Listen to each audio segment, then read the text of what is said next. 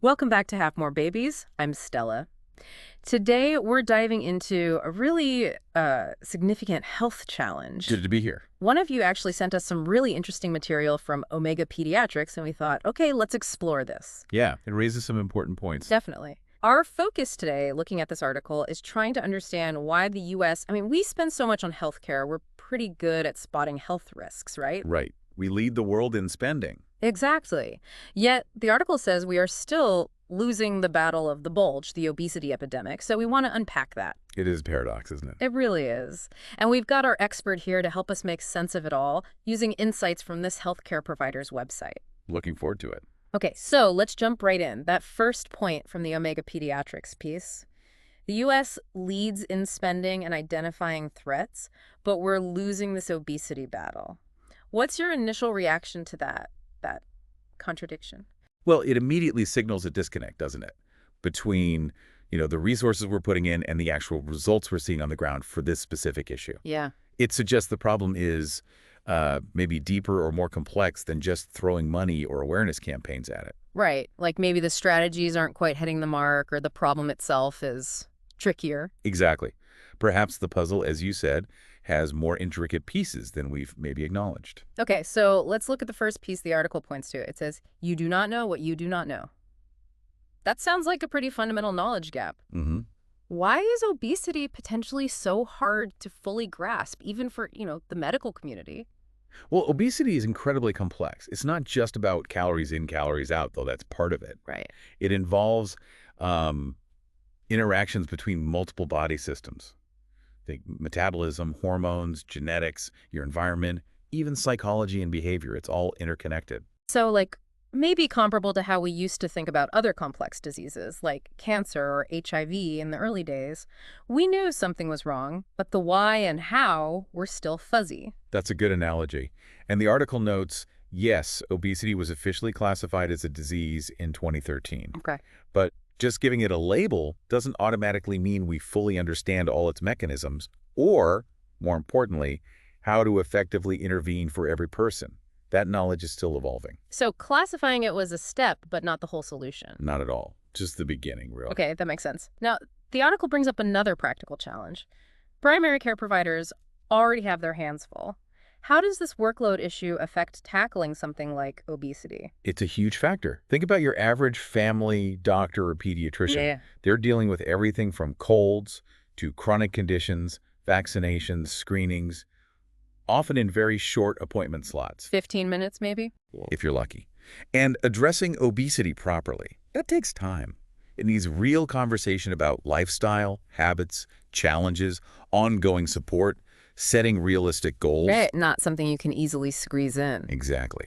Plus, there are administrative burdens, paperwork, and sometimes the way healthcare is paid for, the reimbursement structures. Oh. It might not really incentivize or even adequately cover the longer, in-depth counseling sessions that are often needed for effective obesity management. I bet a lot of you listening can relate to that feeling. The doctor seems rushed, the system feels strained. It's a widespread issue. Then the article touches on something really delicate. Patient sensitivity. It says, quote, people feel offended when the issue of their weight comes up. How does that emotional layer complicate things? Oh, immensely. It creates a real communication barrier. If someone feels judged or shamed about their weight in a doctor's office. Yeah, they might shut down. Exactly. They might get defensive or hold back information, or worse, just avoid going to the doctor altogether for weight-related concerns. And on the flip side, some doctors, wanting to maintain a good relationship, might hesitate to bring up weight because they don't want to offend the patient. So it becomes this topic that both sides might kind of dance around. Precisely. Yeah. And that avoidance, while maybe well-intentioned sometimes, means crucial conversations just don't happen. Opportunities for help are missed. That's a tough one. How do you even begin to fix that communication breakdown? It seems vital. It requires building trust, using sensitive language, focusing on health rather than just numbers on a scale. Yeah. But it's definitely a challenge. Yeah. Okay, moving on. The article points to this desire for a quick fix. It suggests patients and providers need a quick fix, maybe an app. What's that about? Well, it taps into a broader societal trend, I think. We want instant results for a lot of things. True. But meaningful, sustainable weight management, that's usually a long game. It involves changing deep-seated habits, sometimes addressing underlying issues. It requires commitment over time. Not a magic pill or, like the article mentions, a fat burn gizmo or magic diet. Exactly. Those things are appealing because they promise fast, easy results. But they often don't lead to lasting change. So people might cycle through fads instead of making those harder but more effective lifestyle shifts. That's often what happens. Short-term gains, maybe, but then it comes back because the root causes weren't really addressed. This leads right into the next point, which is pretty provocative. The article calls obesity big business. What do they mean by that? They're pointing to the massive industry that's grown up around weight loss. Okay. Think about it. Diet companies, special packaged meals, weight loss supplements, fitness clubs, endless diet books, food blogs. There's a lot of money being made. Right, the whole weight loss industry. Exactly. And the article mentions these ancillary industries. While some products or services might be helpful, the sheer volume of stuff out there, often with conflicting advice, Yeah. and sometimes pushed by experts who might not have solid credentials, it can be incredibly confusing for people. And the financial incentive isn't always aligned with what's actually best for health long term. That's the concern raised. There's a lot of money potentially being made from people's struggles with weight, sometimes through misleading claims or ineffective products. The article mentions too many experts and potential deceit. Wow. Okay. Building on that big business idea, the article also highlights the influence of the food industry itself. It says the fight against overnutrition is fueled by big business, specifically mentioning lobbying by fast food and soda companies. This is a critical piece. These are huge corporations, behemoths, as the article might imply. Yeah. They have enormous resources for marketing Mm-hmm. and, yes, for lobbying governments. Their influence can shape food policies, regulations, what gets advertised, especially to kids. So they can potentially push back against public health efforts. They certainly have the power to outspend many public health campaigns.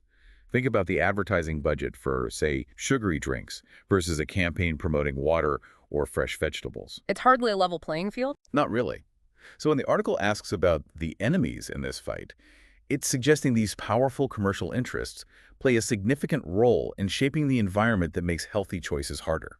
Okay, so we've covered the knowledge gaps, the stressed healthcare system, sensitivity, the quick fix desire, and these big business influences both in weight loss and the food industry itself. That's a lot. It is. It paints a picture of why this is such a stubborn problem. So let's shift towards solutions. The article does emphasize individual responsibility, but what practical steps does it suggest? Well, a key recommendation is for people struggling with weight to specifically look for a physician who is certified in obesity medicine. Ah, okay. Specialist knowledge. Yes. And as the article notes, and we should mention, the author of the source material holds this certification. These doctors have specialized training to handle the complexities we've been discussing. That makes sense. Get expert help. Anything else for individuals? It also suggests a simple starting point, using a free BMI calculator, just to understand where you stand. Okay, a practical first step for self-awareness. You can find those online easily. But the article is also clear. This isn't just about individual action or doctors alone. Right. It stresses that tackling this epidemic needs a collective effort. It requires everyone, individuals, families, schools, workplaces, policymakers, and yes, even the food industry needs to be part of the solution. It's a societal issue. And the article mentions, just to underscore the urgency, that obesity rates are now around 40%, referencing an ABC report, I think. Yes, the numbers are stark. It highlights the scale of the challenge. So wrapping up the core insights from this Omega Pediatrics article, it really paints a complex picture. Absolutely. We're battling gaps in understanding, a strained healthcare system, communication barriers around weight sensitivity, this lure of easy answers, powerful commercial interests in the weight loss and food sectors. It's a combination of all those factors, interacting in complex ways. Yeah. It shows why there's no single, simple solution. Definitely. It requires looking at the whole system. So, for anyone listening who wants to dive deeper into understanding and addressing obesity, based on the insights we discussed today, Yes. we strongly encourage you to visit the source we've been discussing. Go to omegapediatrics.com. Right. They have detailed information and resources there. Exactly. Omegapediatrics.com is the place to go for more on their perspective and the resources they offer. You can find information and connect with healthcare professionals focused on this. A very useful resource if this topic resonates with you. Absolutely. Now, just as a final thought to leave you with, Considering everything we've talked about, all these systemic issues, the business influences, the healthcare constraints, Hmm. how much power does an individual really have? The article stresses individual responsibility, but also the collective need. So what's the balance? How can you take meaningful personal steps while also pushing for those bigger systemic changes needed to support everyone's health? That's the crucial question, isn't it? Hmm. Where does individual agency meet societal structures? Definitely something to think about. It really is. Well, if you found this discussion valuable today, please do like this video, subscribe to our channel for more explorations like this one. And share it. Yes, share it with anyone you think might benefit from hearing this conversation. Thanks so much for joining us today on Have More Babies. Thank you. Always enjoy the discussion.